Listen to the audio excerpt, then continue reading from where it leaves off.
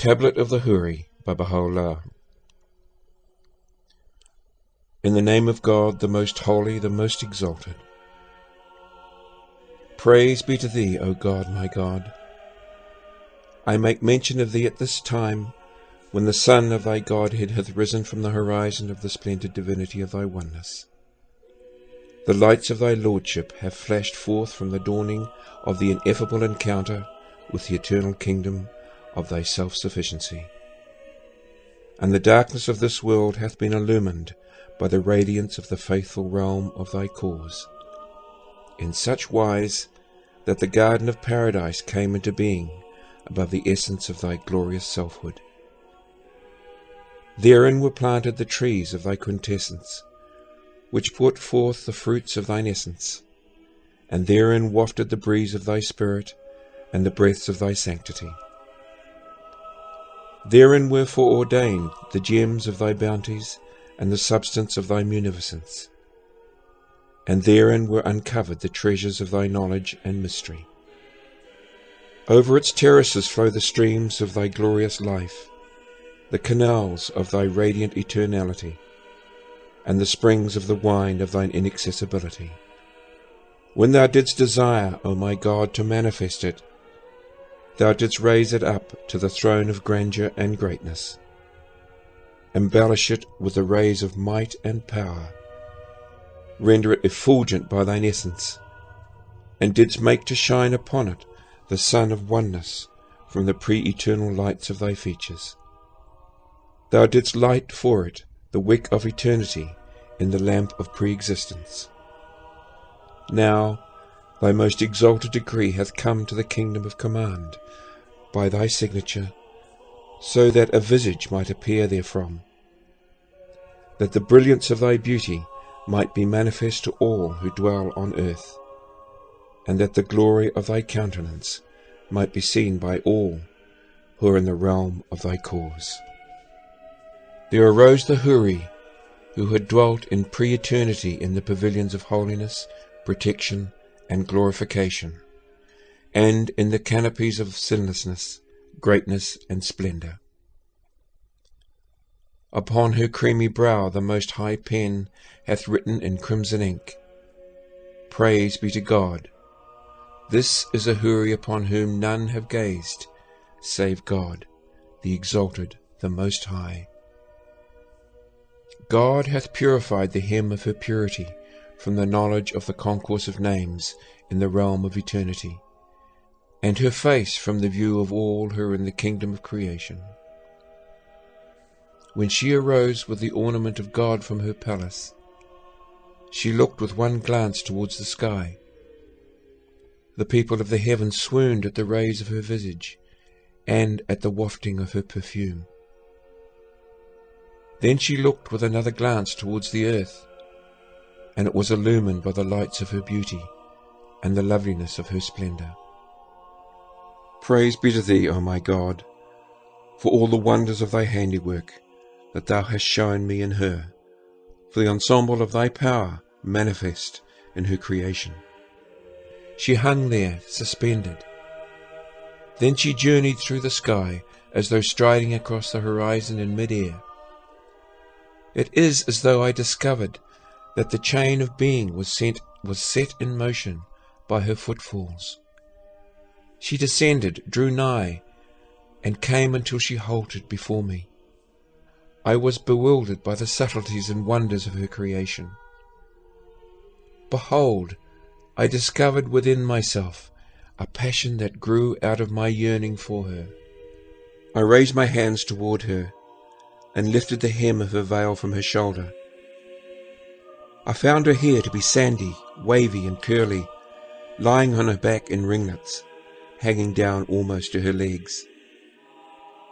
And when the gales blew it to the right of her shoulder, it perfumed the heavens and the earth. When it was blown to the left, from its fragrance there spread a holy musk-like scent.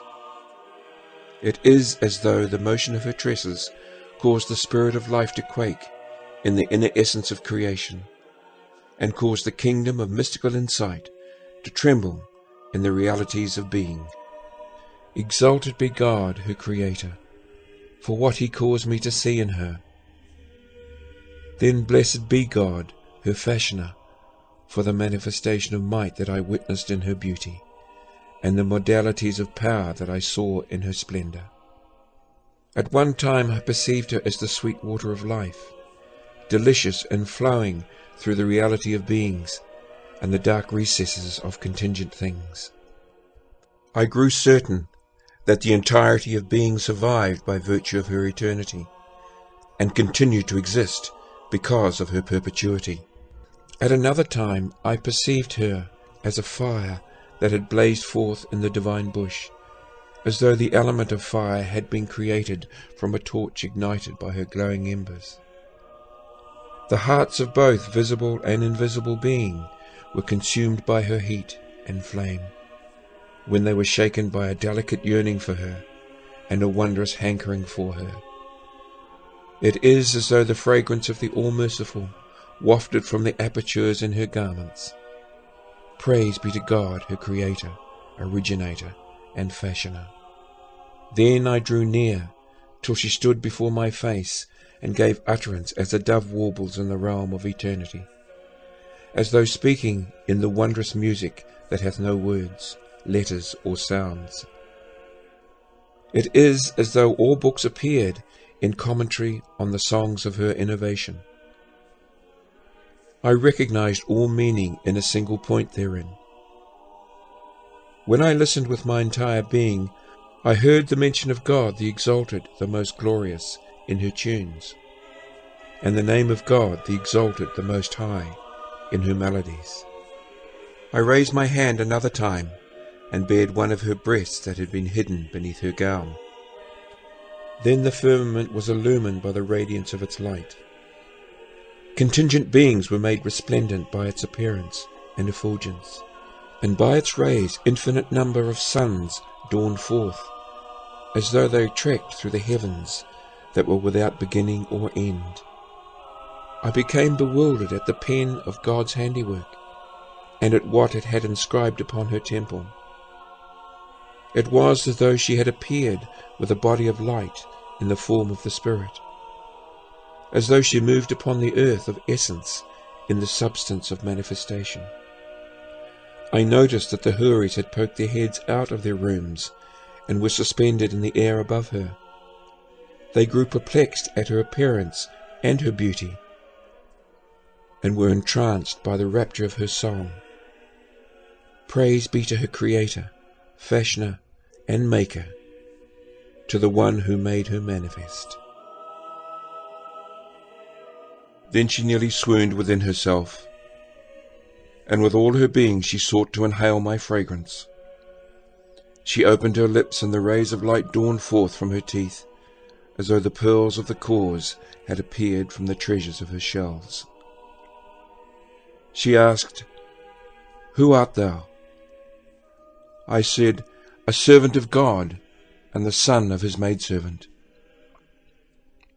She said, "I discern in thee the signs of sorrow, which so sadden thee that I find the lamp of joy in the niche of thy heart to have been extinguished, and the lights of happiness in the lantern of thy soul to have been cut off. I adjure thee by God, other than whom there is no God, not to conceal from me what befell thee. Inform me that I may know thy circumstance with no departure from the whole truth, though it be less than a bit of overflowing foam." I said to her, "Do not ask me about that, for thou canst not bear to hear from me concerning my sorrow, not even a mere letter thereof. I entreat you in the name of God, the All-Powerful, the Protector, the Eternal, to lift thy hand from me and leave me alone. Return to thy place in paradise, and do not ask about what I cannot disclose to thee, even though it be a mere syllable thereof." When she saw the quaking of my soul, the wailing of my heart, the lamenting of my being, the fire burning in my bones, the shuddering of my skin, the disturbance in my soul, and the uneasiness of my body, She called out to me, asking, "Hast thou a mother to bemoan thy tribulations?" I said, "I do not know." She asked, "Hast thou a sister to weep at thy fate, or a helper to aid thee in thy trial, and to give thee company in thy loneliness?" I said, "By my sorrow, to which no joy ever came, do not ask me anything. Look at my heart, so that what thou seekest may become apparent to thee." She bowed her head in the direction of my heart, scrutinizing all my limbs, members, bones, and inner organs, as though she'd lost something and sought it everywhere. Her examination lasted for a long time. Then she lifted her head until it reached my breast. I saw that her condition had undergone an alteration. Her head tilted once to the right and once to the left. At one moment she lifted her gaze to the heavens with grief and misery, and at another she looked at the earth in confusion and regret. I saw her lips move as though she were saying something beneath her breath. I trained my ear on her and heard a faint cry, as though it issued from the depths of her being, in the essence of her heart. When I brought my head close to her mouth, I heard words that I cannot mention. Were I to disclose them, by God, nothing would be left of this world in the face of the searing of her soul and the scorching of her heart. She addressed me, saying, "Thy mother will die, O youth. For I have seen no one like thee.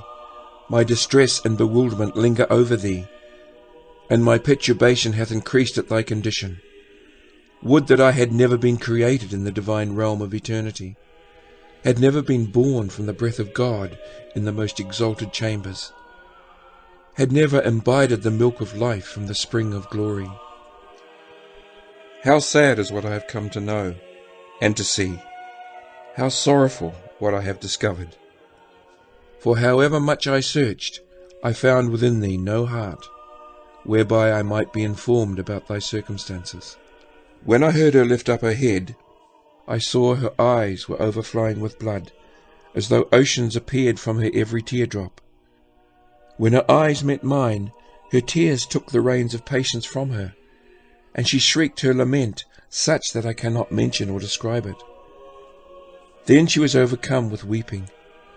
She lifted her hands to my shoulder, and I placed my hand on her shoulder, and we wept without moderation, such that it cannot be reckoned by time, eternity, eons, or epochs.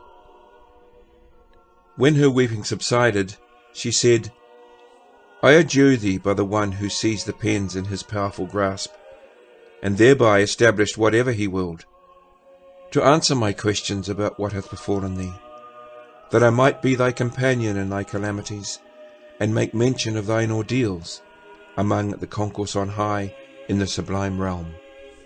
I said to her, "My beloved, by my life and thine, I am not able to explain for thee what befell me, but look at my breast, that thou mightest discover therein what will satisfy thy quest in the innermost recesses of my most hidden soul."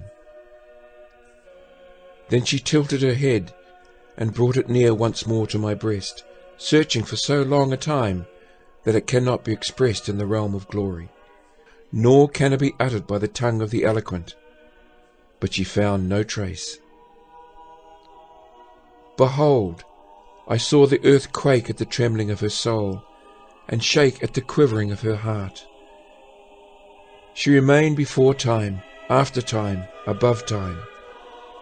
Then she raised her head with a scream that cleft the sky and broke open the earth. Lands moved and mountains were pulverized. Then she returned to me and said, "Thy mother hath died, O youth. Thy circumstances have bewildered me, and thy deeds have caused me to perish. I never found anyone with neither heart nor breast. How canst thou survive on earth? How canst thou exist in this world?" At that point she was gazing at me as a lover looketh on the beauty of the beloved. Then I saw her shaking within herself, as though the breeze of God from this coat had wafted upon her. She turned to me outwardly and inwardly and said, "By thy life I perceive from thee the fragrance of the beloved. Thou art the darling of the worlds. If thou art he, why dost thou disguise thy comely features? Is it because of the people of the Qur'an, or of the people of the Bayan? Woe be unto all created things." When I smelt her perfume and saw her advancing toward me, I guided her to my soul. When she knew, she wailed, shook, lamented, trembled, and fell on her face in the dust before my feet.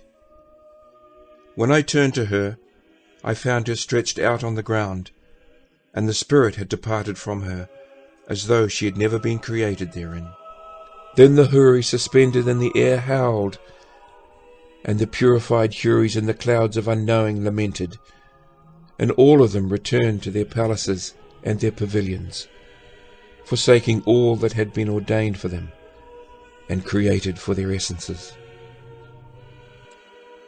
I was standing over her body, stricken by her grief, bewildered at her condition and her love.